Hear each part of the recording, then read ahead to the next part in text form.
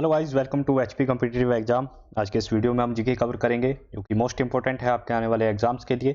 वो एचपीएसएससी का एग्जाम हो आपका या एचपीएसएसबी का एग्जाम हो, ठीक है, स्टाफ सिलेक्शन बोर्ड का एग्जाम हो जो हमीरपुर कंडक्ट कराता है। तो इसमें हम कुछ एक इंपॉर्टेंट क्वेश्चन डिस्कस करते हैं और एक वीडियो जो है मेरी डेली 8 बजे आती है शाम को, तो आप इसे देखना ना भूलें।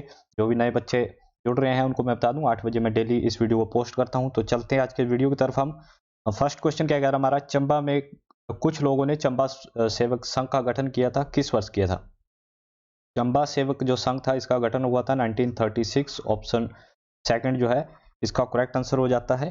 चंबा से हम बात कर लेते हैं। तो चंबा जो है हमारी डिस्ट्रिक्ट, ये जो है लिटरेसी के मामले में सबसे कम है, ठीक है, सबसे कम साक्षर जिला है हिमाचल प्रदेश का। इसका हेडक्वार्टर कहाँ पे है? तो चंबा में ही इसका हेडक्वार्टर है, ठीक है। जिले का जो मुख्यालय होता है वो चंबा में ही लोकेटेड है। रानी नैना देवी यहाँ से जो है एक फेमस थी, वो जानी जाती है। अच्छा, यहाँ पे जो है ये विधानसभा की सीटें कितनी हैं? तो 5 सीट्स है। मैंने कल की वीडियो में आपको बताया था सबसे ज़्यादा सीटें जो है कांगड़ा में है, उसके बाद आपकी मंडी आती है, उसके बाद शिमला, ठीक है। और चंबा से अगर हम बात करें तो चंबा में कितनी सीटें हैं विधानसभा की? 5 सीटें। टोटल सीटें हैं हमारी 68 विधानसभा की। अच्छा, अगर हम बात करें यहाँ से और क्या क्या फेमस है, तो भूरी सिंह म्यूजियम। भूरी सिंह म्यूजियम कहाँ पे है? तो ये आपका चंबा के अंदर है। और चंबा शहर की स्थापना कब हुई थी? ठीक है, शहर मैं यहाँ पे लिख रहा हूँ। तो चंबा शहर जो है इसकी स्थापना हुई थी 1920 में, ठीक है। 920 ईस्वी में किसने की थी? साहिल वर्मन। साहिल वर्मन द्वारा जो है चंबा शहर की स्थापना की गई थी 1920 में। देखिए मैप में देख लेते हैं हम चंबा। तो चंबा है कहाँ पे? देखिए ऊपर जम्मू कश्मीर के साथ में है चंबा, ठीक है। इसकी जो सीमाएं है वो पंजाब से भी लगती है थोड़ी सी, यहाँ देखिएगा आप, यहाँ पे थोड़ी सी पंजाब के साथ भी लग रही है और यहाँ पे जम्मू कश्मीर के साथ ही सीमा साझी करता है। ये रहा हमारा चंबा। मैपिंग जो है मैं आपको एक दिन जरूर कराऊंगा, ठीक है। मैं जियोग्राफी शुरू कर रहा हूँ अभी, बिल्कुल बेसिक से जियोग्राफी शुरू कराऊंगा आपको हिमाचल प्रदेश की। उसमें पहले मैं मैपिंग ही आपको कराऊंगा, क्योंकि मैप से अगर आप जियोग्राफी पढ़ेंगे तो आप भूलेंगे नहीं, ठीक है। नेक्स्ट क्वेश्चन देखते हैं हम। नेक्स्ट क्वेश्चन है, हिमाचल प्रदेश से संबंधित निम्न में से किस व्यक्ति को 1962 यानी 1962 में परमवीर चक्र से सम्मानित किया गया था? तो किसे दिया गया था 1962 में? इनका नाम है आपका मेजर ध्यान सिंह थापा, यानी ऑप्शन नंबर सेकंड यहाँ पे बिल्कुल करेक्ट आंसर हो जाएगा। देखिए जो 4 ऑप्शन दे रखे हैं ये चारों हिमाचल से हैं और चारों को ही जो है परमवीर चक्र मिला हुआ है, ठीक है। तो हिमाचल में कितने बंदों को जो है परमवीर चक्र दिया जा चुका है? तो 4 है। सोमनाथ शर्मा आपको याद करना है, ठीक है, मेजर ध्यान सिंह थापा, कैप्टन विक्रम बत्रा और संजय कुमार। सोमनाथ जो शर्मा थे, ठीक है, ये फर्स्ट इंडियन थे या फर्स्ट आप हिमाचली कह लीजिए जिन्हें सबसे पहले परमवीर चक्र दिया गया था, ठीक है। परमवीर चक्र को हम पीवीसी लिखते हैं, ये देख लीजिएगा। इस तरह से इसका कुछ डिजाइन रहता है। इसका जो फित्ता है वो रहता है बैंगनी कलर का, ठीक है। अगर आप एसएससी का एग्जाम दे रहे हो तो उसमें इस तरह का क्वेश्चन पूछ लेता है एग्जामिनर कि इसकी जो फित्ता है, जो रिबन है, वो कौन से कलर का होता है? तो बैंगनी आपको याद करना है। ये है पीवीसी। सेना का सर्वोच्च सम्मान इसे माना जाता है, सैन्य सम्मान, ठीक है। अगर आर्मी की फील्ड में सबसे बड़ा सम्मान है पीवीसी। अब तक जो है 21 जो पर्सन है उन्हें दे दिया जा चुका है ये, ठीक है। जब ये नहीं था आपका पीवीसी नहीं था, उससे पहले एक चलता था आपका विक्टोरिया क्रॉस, जब ब्रिटिश आर्मी थी उस समय चलता था विक्टोरिया क्रॉस। अच्छा, इसकी स्थापना पूछेगा आपसे एग्जामिनर कि जो है पीवीसी की स्थापना कब हुई? तो 26 जनवरी 1950। कब हुई? 26 जनवरी 1950 को जो है परमवीर चक्र की स्थापना हुई। और जितने भी जो उपाधियां हैं या फिर आपके अवार्ड वगैरह है, कौन से आर्टिकल के तहत दिए जाते हैं? आर्टिकल 18, ठीक है। हमारा जो भारत का संविधान है उसके अनुच्छेद 18 के तहत आपको ये लेने का अधिकार है। जो भी आपको कोई अवार्ड मिलता है, ठीक है, नेशनल लेवल पे या इंटरनेशनल लेवल पे, अगर कोई आपको उपाधि देता है, जैसे मिल्खा सिंह है उसे हम फ्लाइंग सिख कहते हैं, तो ऐसे ही कोई देश उसे जो है फ्लाइंग सिख की उपाधि नहीं देता, ठीक है। जैसे पंजाब ने उन्हें फ्लाइंग सिख की उपाधि दी थी, तो उसके लिए उनको राष्ट्रपति की परमिशन लेनी जरूरी होती है। और जो हमारा आर्टिकल 18 है इसके बारे में हमें बताता है। नेक्स्ट देखते हैं हम। नेक्स्ट क्वेश्चन है, सिरमौर जिले के किस सांस्कृतिक उत्सव को विशिष्ट स्थान प्राप्त है? ठीक है, तो कौन सा जो है सांस्कृतिक उत्सव है ये? इसका नाम है सांझी उत्सव, यानी थर्ड हमारे यहाँ पे बिल्कुल सही आंसर हो जाएगा, ठीक है। और मैंने कल आपको बताया था कि सोलन और सिरमौर, ठीक है, ये 2 डिस्ट्रिक्ट है जो आपकी हरियाणा के साथ बाउंड्री शेयर करते हैं। और सिरमौर को अगर आप सिंपल याद रखोगे तो सिरमौर जो है सिर्फ एक डिस्ट्रिक्ट है हिमाचल प्रदेश की जो उत्तर प्रदेश यूपी के साथ बॉर्डर शेयर करता है। सांझी उत्सव मैंने आपको बता दिया, ठीक है। इसका काफ़ी इम्पोर्टेंट रोल है आपका। यहाँ से सिरमौर की जो है रेणुका लेक सबसे बड़ी हिमाचल की, ठीक है, नेचुरल लेक है। रेणुका झील सबसे बड़ी कौन सी है? नेचुरल लेक है, यानी प्राकृतिक झील है, और रेणुका मेला भी यहाँ लगता है। एक और यहाँ पे जो है Simbalbara national park, Simbalbara national park located है कहाँ पे? तो है आपका सिरमौर के अंदर। नेक्स्ट क्वेश्चन देखिएगा, गैटी थिएटर शिमला का शुभारंभ किस वर्ष हुआ था? देखिए वीडियो को शेयर जरूर कर दीजिएगा, शेयर और सब्सक्राइब चैनल को जरूर कर लीजिएगा एक बार, इससे एक मोटिवेशन मिलेगा मुझे कि मैं आपके लिए अच्छा कंटेंट लेके आऊँ। जैसे मैंने आपको बताया, मैं कोशिश करूंगा आप जियोग्राफी की एक वीडियो आपको अलग से सेपरेट वीडियो जो कि 0 लेवल से शुरू करूं, ठीक है, उसके साथ साथ करंट अफेयर की भी एक वीडियो लेके आऊँगा। तो इसे देख लेते हैं हम आप क्वेश्चन को। क्वेश्चन क्या कह रहा है, गैटी थिएटर शिमला, इसका जो शुभारंभ हुआ था 1887, यानी करेक्ट आंसर हो जाएगा हमारा ऑप्शन नंबर 3, ठीक है। 30 मई 1887 में इसका शुभारंभ किया था। अब डिजाइनर पूछेगा आपसे एग्जामिनर, इसके डिजाइनर कौन है? तो हेनरी इरविन जो अंग्रेज थे, ठीक है, वो इसके डिजाइनर थे। और पूरे वर्ल्ड में सिर्फ 6 गैटी थिएटर है, और एशिया में एकमात्र गैटी थिएटर है, लोकेटेड है कहाँ पे? शिमला में। अभी जो एग्जामिनर का वन ऑफ द फेमस, या उसका one of the most famous आप कह सकते हैं, उसका जो पूछने का सवाल पूछने का तरीका है, वो पूछता है कि कौन सा जो प्ले है या कौन सा जो नाटक है वो यहाँ पे फर्स्ट टाइम किया गया था। तो देखिए फर्स्ट प्ले जो गैटी थिएटर में किया गया था उसका नाम क्या है? उसका नाम है time will tell, time will tell. तो इसे भी एग्जामिनर पूछता है पहला प्ले कौन सा था जो गैटी थिएटर में किया गया था, इसका नाम है टाइम विल टेल। नेक्स्ट देखते हैं अपन। नेक्स्ट क्वेश्चन है, वर्तमान हिमाचल विधानसभा भवन का निर्माण किस वर्ष हुआ था? ठीक है, जब जहां अभी विधानसभा भवन है हिमाचल प्रदेश का निर्माण हुआ था 1925 को। ऑप्शन नंबर 3 यहाँ पे बिल्कुल करेक्ट आंसर हो जाता है हमारा। विधानसभा हमारी लोकेटेड है कहाँ पे? तो शिमला में, शिमला जो कि हमारी कैपिटल है, ठीक है, वहीं पे हमारी विधानसभा। टोटल सीटें कितनी है? 68। अभी मेजोरिटी में कौन सी गवर्नमेंट है? तो बीजेपी की है, इसकी 44 सीटें हैं, ठीक है। और जो ओपोनेंट पार्टी है उसकी 21 सीटें हैं, वो कांग्रेस की है। थर्ड जो है 3 जो है अन्य सीटें हैं आपकी। मैंने आपको एक और बताया था कि हिमाचल में 3 पार्टियां हैं, ठीक है। तीसरी पार्टी कौन सी है? कम्युनिस्ट पार्टी ऑफ इंडिया, एक सीट है आई थिंक उसकी, कम्युनिस्ट पार्टी ऑफ इंडिया, ठीक है। नेक्स्ट देखते हैं अपन। अच्छा, कौन सी विधानसभा है ये? तो 13वीं विधानसभा है, ठीक है। अगर एग्जामिनर पूछ ले कि अभी वर्तमान में कौन सी नंबर की विधानसभा है हिमाचल की, तो 13वें नंबर की विधानसभा है। वर्तमान में जारी WWF की रिपोर्ट के अनुसार ऑस्ट्रेलिया के जंगलों में लगी आग से लगभग कितने जानवर मारे गए थे? ठीक है, अभी आपने देखा होगा पिछले कुछ महीनों में जो है ऑस्ट्रेलिया के जंगलों में आग लगी थी, तो उसमें WWF world wide fund for nature, इसके बारे में आपको हमेशा बताता हूँ, इसने रिपोर्ट जारी की। इसके अनुसार यहाँ पे लगभग 3 अरब जो जानवर है वो प्रभावित हुए हैं, ठीक है। कितने? 3 अरब जानवर।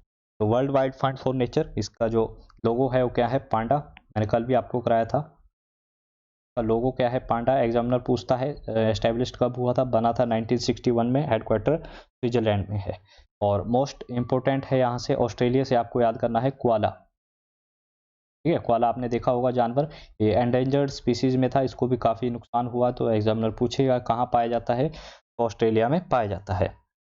देखिए जो भी एंडेंजर्ड होते हैं, ठीक है, यानी जो लुप्त होने के कगार पे होते हैं आपके जीव या जंतु, या तो पेड़ पौधे होंगे या कोई जंतु होगा, तो उनकी जो है एक सूची की जाती है, जिसे लिखा जाता है कहाँ पे? रेड डाटा बुक, इसमें लिखा जाता है रेड डाटा बुक में। अब एग्जामिनर पूछेगा आपसे, अगर आप 4th लेवल के एग्जाम की तैयारी कर रहे हो, 3rd ग्रेड के एग्जाम की तैयारी कर रहे हो, कि जो एंडेंजर्ड स्पीसीज होती है, लुप्त प्राय जो जातियां होती है, वो आपकी पेड़ों की हो गई या फिर जंतु हो गए, तो उनका जो डाटा है वो कहाँ पे लिखा जाता है? तो रेड डाटा बुक कर आपको याद करनी है, ये लिखा जाता है यहाँ पे, ठीक है। और अगर हम बात करें यहाँ पे ऑस्ट्रेलिया से, तो ऑस्ट्रेलिया की राजधानी है कैनबरा, करेंसी है डॉलर, ठीक है। और स्कॉट मॉरिसन जो है यहाँ के अभी करंट टाइप में प्रधानमंत्री। नेक्स्ट क्वेश्चन देखिएगा, हाल ही में चर्चा में रहा narcotics drug and psychotropic substance act किस वर्ष आया था? तो ये आया था आपका 1985 में, यानी ऑप्शन नंबर 2 हमारा बिल्कुल करेक्ट आंसर हो जाएगा, ठीक है। ड्रग्स और नार्कोटिक्स से आपने अभी भी देखा होगा, SSR का जो केस है उसमें भी ये चर्चा में रहे हैं, तो इससे भी एग्जामिनर पूछ सकता है। लेकिन इससे मोस्ट जो इम्पोर्टेंट है वो है कि हमारे जो स्वास्थ्य मंत्री है डॉक्टर हर्षवर्धन। कौन है हमारे हेल्थ मिनिस्टर भारत के? डॉक्टर हर्षवर्धन। इन्होंने क्या किया, अभी जैसे कोई नशा करता है वैसे नशा करना अच्छी बात नहीं होती, ठीक है, तो जो भी नशा कर रहे हैं छोड़ दीजिएगा भाई साहब। तो नशा जो भी करते हैं उनके इलाज के लिए कोई एक जो है मैनुअल तैयार नहीं था, ठीक है। जो डॉक्टर है वो अपने हिसाब से, जो भी आप अगर कोई नशे से ग्रसित है उसका इलाज डॉक्टर अपने हिसाब से करते थे पहले, इसके लिए कोई पैरामीटर नहीं थे। तो डॉक्टर हर्षवर्धन जो हमारे स्वास्थ्य मंत्री है उन्होंने एक पैरामीटर जारी किया कि किस तरह से जो इनका जो है प्रॉपर इलाज किया जाएगा। तो इसके लिए जो है एक्ट चर्चा में रहा था, ठीक है। तो कब आया था? 1985 में। इसका जो एक्ट का मुख्य उद्देश्य क्या था? दवाइयों का गलत उपयोग ना किया जाए, ठीक है, दवाइयों की तस्करी को रोकना, ठीक है, इसके कोई गलत प्रभाव ना आए इससे, ठीक है। और कौन से मंत्रालय के अंदर आता है? ये मिनिस्ट्री ऑफ होम अफेयर्स के अंदर आता है। नेक्स्ट क्वेश्चन देखते हैं हम। छठी ब्रिक्स एनवायरमेंट मिनिस्टर मीटिंग की अध्यक्षता किसने की थी? ठीक है, तो इसकी जो अध्यक्षता की वो की आपके रसिया ने, यानी ऑप्शन नंबर 3 हमारा करेक्ट आंसर हो जाएगा। देखिए 2020 की जो भी ब्रिक्स की सम्मेलन होंगे वो जिस मर्जी से रिलेटेड हो, आपको सिर्फ और सिर्फ रूस पे टिक करना है, ठीक है। यहाँ पे एनवायरनमेंट मीटिंग होगी, ठीक है, एनवायरनमेंट मिनिस्टर की मीटिंग हुई, ठीक है, इसमें भारत के भी एनवायरनमेंट मिनिस्टर होंगे या रूस के भी होंगे, इनके जो अध्यक्षता की वो रूस ने की 2021। जैसे ब्रिक्स है इसमें क्या है? ब्राज़ील, रसिया, ठीक है, फिर आपका आ गया आई से गया, सॉरी हाँ, रसिया, इंडिया, चाइना, ठीक है, और साउथ अफ्रीका। तो इसमें क्या है कि अगर रसिया कर रहा है इसकी अध्यक्षता 2020 में, ठीक है, अगले साल किसके पास आ जाएगी? इंडिया के पास, उसके बाद चाइना के पास, उसके बाद साउथ अफ्रीका के पास। तो 2020 का अगर कोई भी ब्रिक्स से रिलेटेड अध्यक्षता होगी, ठीक है, इसके हेड कौन होंगे? सिर्फ और सिर्फ रसिया, ठीक है। कुछ एक केसों में हो सकता है किसी अन्य देश को दे दे, लेकिन मोस्ट ऑफ द टाइम अगर 2020 की अध्यक्षता कर रहा है तो रसिया ही करेगा, ठीक है। ब्रिक्स की अगर कोई भी अन्य बैठक भी हो रही है तो भी। अच्छा, ब्रिक्स का जो आपका स्थापना है वो कब हुई थी? तो 2006 में। कब हुई थी? 2006 में। सबसे लास्ट में इसमें ऐड हुआ था साउथ अफ्रीका आपका। नेक्स्ट देखते हैं हम। अच्छा, इसका हेडक्वार्टर भी एग्जामिनर आपसे पूछ सकता है, तो हेडक्वार्टर है संघाई में। हेडक्वार्टर कहाँ पे इसका? संघाई में है। नेक्स्ट देखते हैं हम। नेक्स्ट क्वेश्चन है, भारत का सबसे बड़ा अनाथालय वन्यजीव अभ्यारण्य किस राज्य में खुलेगा? ठीक है, अनाथालय वन्यजीव अभ्यारण्य से मतलब है कि जो अनाथ जंतु है उनके लिए अभ्यारण्य यानी वाइल्ड लाइफ सेंचुरी खोली गई है, तो ये खुलेगा आपका महाराष्ट्र के अंदर, यानी ऑप्शन नंबर 4 हमारा बिल्कुल करेक्ट आंसर हो जाएगा यहाँ पे, ठीक है। महाराष्ट्र के भी कहाँ पे? वोरजो, वोरजो करके एक जगह है वहाँ पे खुलेगा, ठीक है। ये जो है करेक्ट लोकेशन आप याद कीजिएगा, वोरजो। उद्धव ठाकरे अभी करंट टाइम में क्या है? महाराष्ट्र के सीएम है, और यहाँ का जो स्टेट बर्ड है वो है कबूतर। यहाँ का स्टेट बर्ड क्या है? कबूतर है। और लावणी यहाँ का लोकगीत है। लावणी हमेशा पूछता है एग्जामिनर, लावणी कहाँ का है? तो लावणी है आपका ये महाराष्ट्र का। और न्यू ईयर पे एक पर्व मनाते हैं जिसे नाम देते हैं गुड्डी पर्व।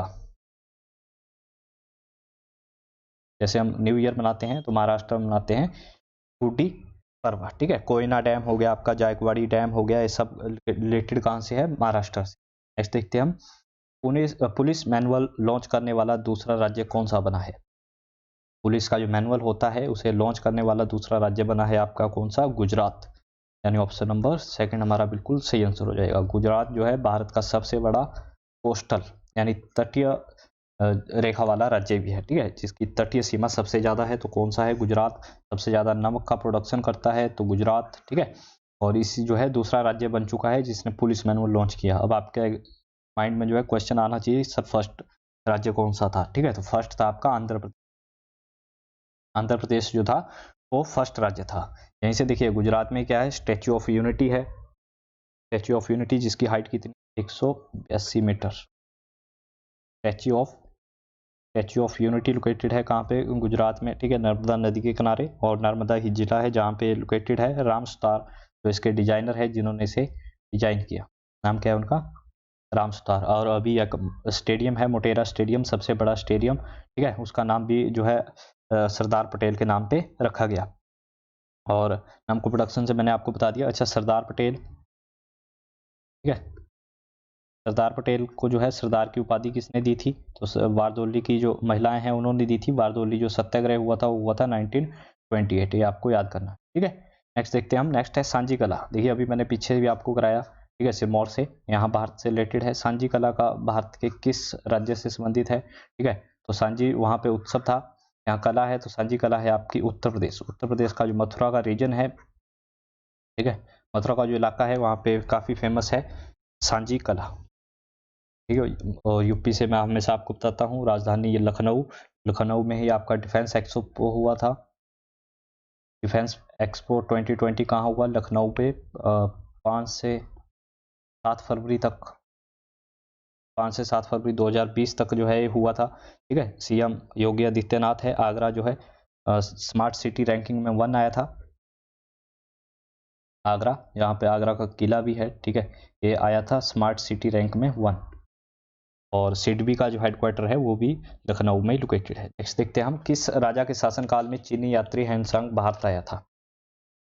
कौन से राजा के शासनकाल में आया था, ये आया था हर्षवर्धन के शासनकाल में। ऑप्शन नंबर सेकंड यहाँ पे हमारा बिल्कुल करेक्ट आंसर हो जाता है। अच्छा, ह्वेनसांग और हर्षवर्धन दोनों का नाम ह से शुरू हो रहा है, तो ऐसे आप याद कर लीजिएगा इसे, ह्वेनसांग और हर्षवर्धन, ठीक है। चंद्रगुप्त के शासनकाल में कौन सा आया था, तो फाहियान आया था, ठीक है। चंद्रगुप्त 2 के शासनकाल में आया था फाहियान,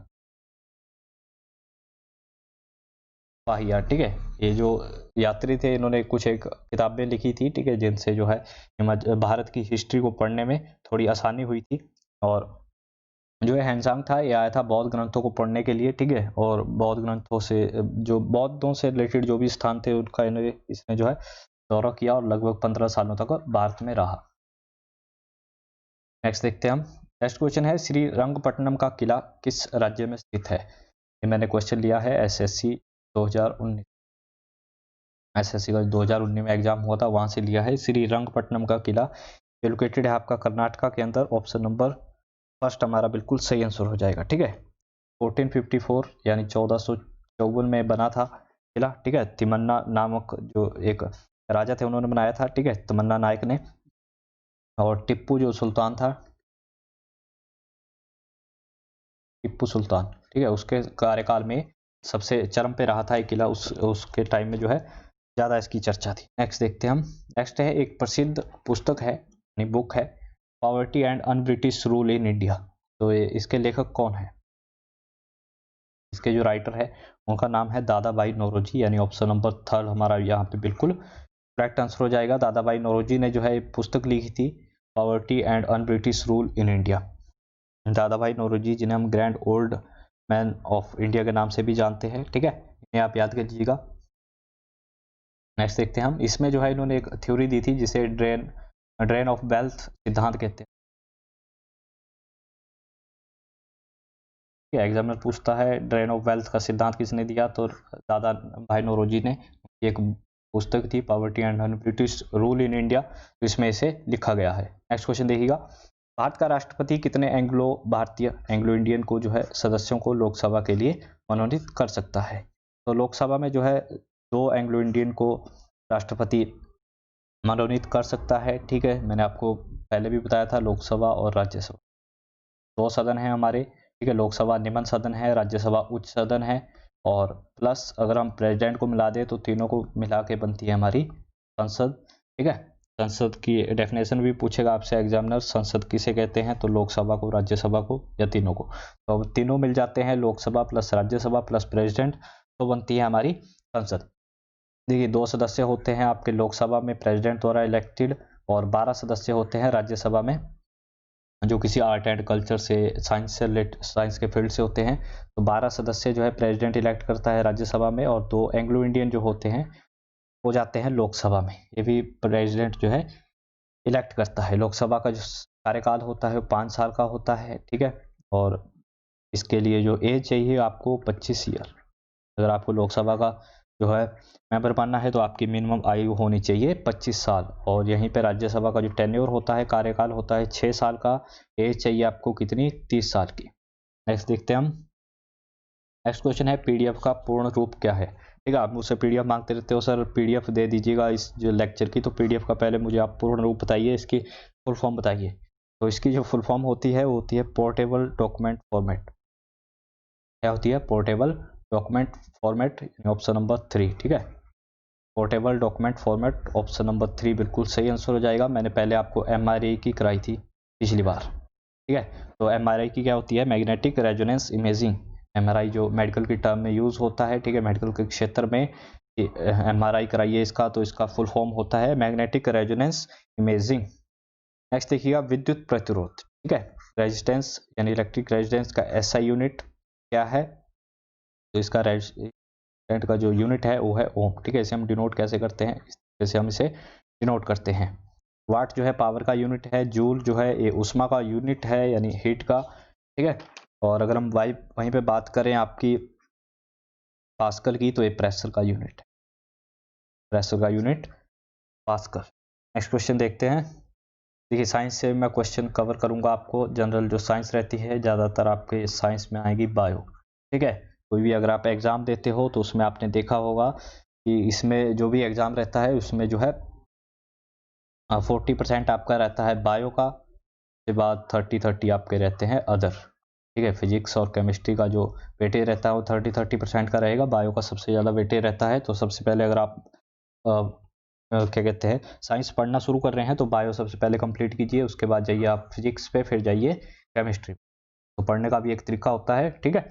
और नेक्स्ट क्वेश्चन देखते हैं हम, लास्ट क्वेश्चन है हमारा, कान के पर्दे की जांच के लिए निम्न में से किसका उपयोग किया जाता है, ठीक है। जो कान का जो डॉक्टर होता है वो कौन से किसका उपयोग करता है इसका पर्दा चेक करने के लिए, करता है ऑटोस्कोप का, यानी ऑप्शन नंबर फर्स्ट हमारा करेक्ट आंसर हो जाएगा। अच्छा, बैरोमीटर का उपयोग किया जाता है आपका वायु दाब को नापने के लिए, ठीक है। लैक्टोमीटर यानी दूध की जो घनत्व है दूध का, दूध की डेंसिटी को मापता है लैक्टोमीटर। तो एग्जामिनर पूछता है इसके बारे में भी।